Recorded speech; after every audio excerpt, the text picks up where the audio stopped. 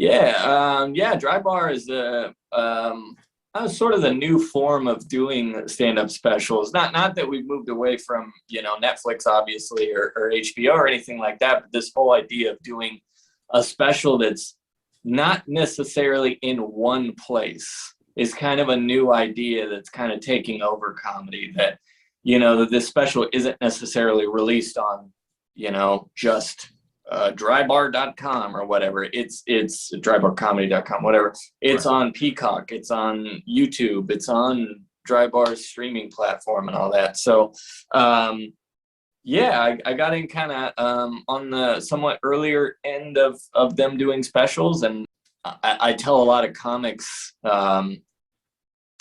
this story of how I basically said yes to doing a festival pretty early on. I won't say the name of it, but it was a festival pretty early on that I knew the people who put on the festival booked some shows that I wanted to get into. Mhm. And a lot of people were like, don't pay money to do a festival, blah, blah, blah. Yeah, it's not worth it, whatever. I was like, well, I still want to do it. So got into this festival.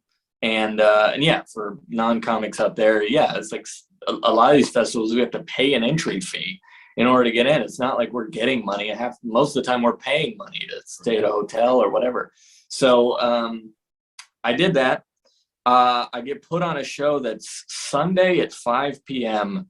on the side of a casino. It just was the worst possible spot. And I had another friend on that show who was just like, this sucks. I hate this. Why are we doing this? Just every comic there was complaining, but I was like, you know what? I came here for a reason, and I'm going to do my best set.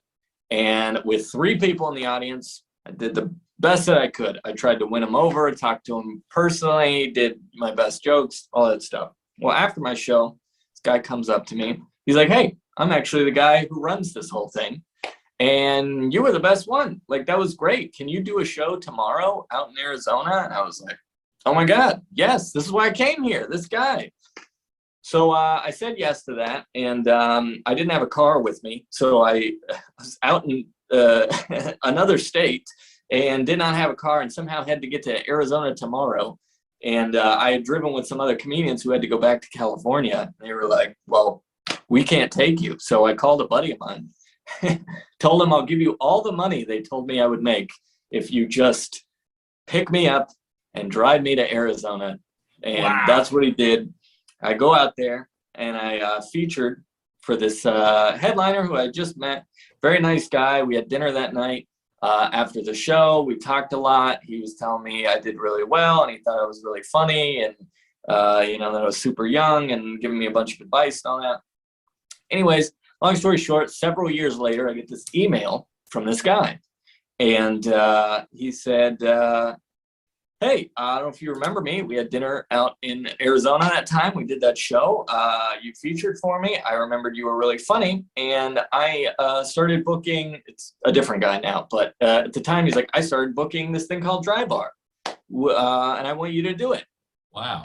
And so he, submitted me to that. And I got in and I did it all because of that stupid festival that I did, where everyone told me not to do it, and everyone sort of phoned it in, and I was the only one who took it seriously and got a lot out of it. And Daniel, Comedians Uncorked.